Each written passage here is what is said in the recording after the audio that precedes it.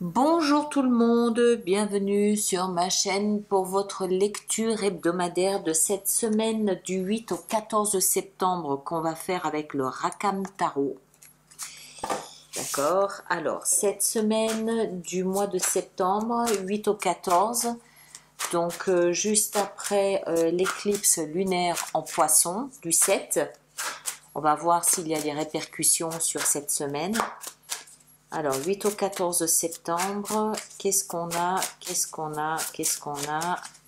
Alors, au hasard, 1, 2 et 3. Alors, on a c'est le valet d'épée, ici, communication, avec l'impératrice, et ici, le chevalier de denier. Bien. Arcane majeur de l'impératrice me plaît beaucoup parce que ça nous parle d'ancrage, ça nous parle de quelque chose qui est en finition, en fruition plutôt, quelque chose qui est en gestation. On le voit très bien avec son joli bébé. Et tout ça provient donc du valet d'épée. Valet d'épée qui lui nous parle donc de communication, de pensée, d'une nouvelle pensée, une nouvelle analyse, une nouvelle dimension à quelque chose qui démarre, quelque chose de nouveau, quelque chose de différent qui part d'une communication, qui part d'une analyse, qui part de la tête.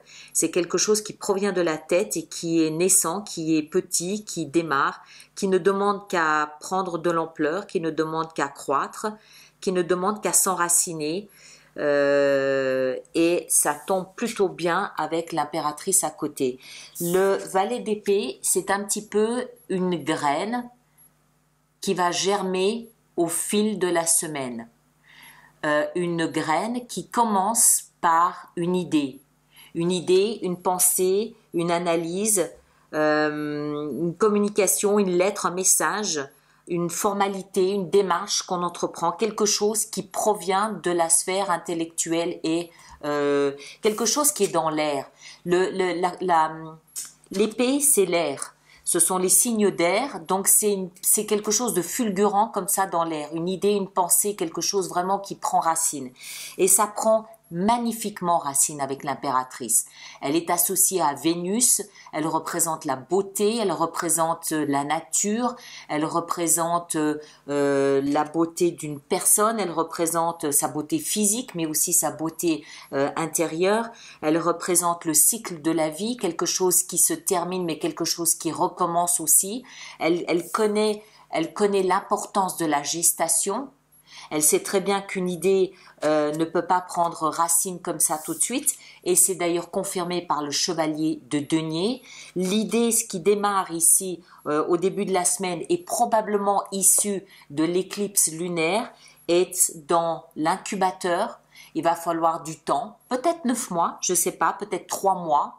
3 mois, ça nous amènerait à la fin de l'année, mais ça a besoin de mûrir, ça a besoin de macérer, ça a besoin de gestation, ça a besoin de prendre de l'ampleur, mais à l'intérieur de soi. Moi, je n'ai pas l'impression que ce soit extérieur, j'ai l'impression que c'est interne, propre à chacun, une nouvelle vision, quelque chose encore une fois qui provient de la sphère intellectuelle mentale. Cette période de gestation, elle est capitale, elle est essentielle, sinon le produit de la pensée est avorté. Donc l'importance ici l'accent est mis sur la gestation, le besoin de laisser le temps à ce produit, à cette pensée de se former, de se fabriquer, de s'enraciner, de s'ancrer concrètement dans la réalité. Et encore une fois, c'est appuyé ici par le chevalier de denier. Le chevalier de denier, il sait où il va. Son objectif est de construire, de bâtir, mais il n'est pas stressé du tout. Il prend son temps parce qu'il sait que le temps d'aujourd'hui c'est un temps qu'il ne retrouvera plus. Donc il veut en profiter, il veut profiter de chaque instant de cette gestation. Il y a quelque chose ici d'important dans le fait de laisser tout ça macérer. Et le chevalier de denier, il sait, il n'y a pas photo, il sait qu'il faut du temps et il veut continuer à profiter de sa vie tout en sachant que le gâteau est au four. Il y a les odeurs, de temps en temps il va regarder, il sait que c'est là, mais il sait que voilà, il faut prendre le temps, c'est pas un problème pour lui, au contraire, c'est son rythme, donc il l'accueille, il l'accepte, il se presse pas, il n'est pas stressé, il n'est pas en mode panique, non, il profite de chaque instant de la vie tout en sachant que tout ce qu'il fait va bénéficier à son projet, va bénéficier à ce qu'il est en train de mettre en place. Donc une semaine plutôt positive, je dirais, où pas de stress, il y a pas de stress, mais il y a quelque chose de nouveau. Il y a quelque chose qui est dans l'air, quelque chose pour lequel il va falloir donner du temps. On va voir de notre côté comment est-ce qu'on peut améliorer cette lecture avec The Light Seers Tarot. On va en rajouter 3. On va en rajouter 3 sur cette semaine. Donc, je répète, du 8 au 14 septembre. Alors, au hasard, 1, 2. Non, celle-là, elle ne veut pas venir. Et 3. Alors, qu'est-ce qu'on a? On a la 9 d'épée, on a la 9 de bâton et on a la 8 de coupe. Waouh! Waouh! Alors clairement, cette pensée, ce qui est en train de tourniquer là dans la tête, le mot m'échappe. La pensée qui est en permanence là dans la moulinette est vraisemblablement quelque chose d'un petit peu difficile, un petit peu compliqué. Je vous parlais de 3 mois. Ici, on a donc le 9.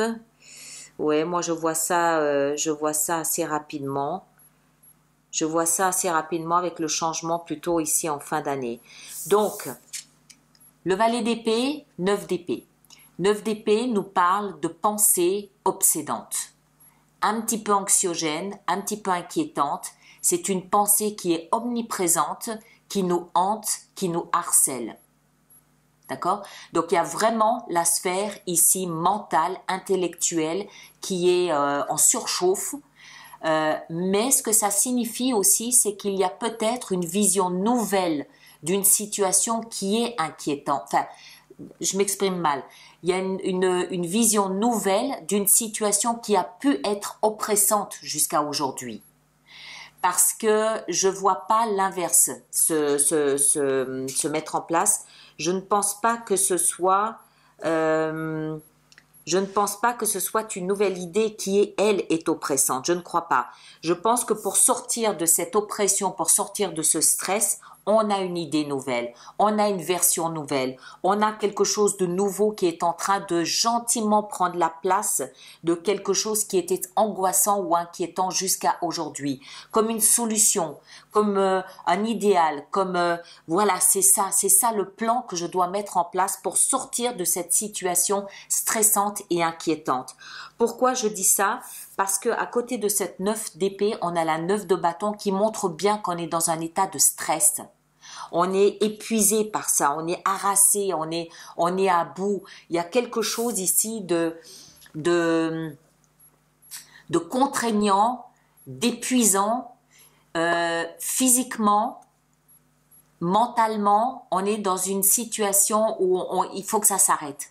Il faut que ça s'arrête, c'est difficile de continuer, c'est difficile de tenir le coup.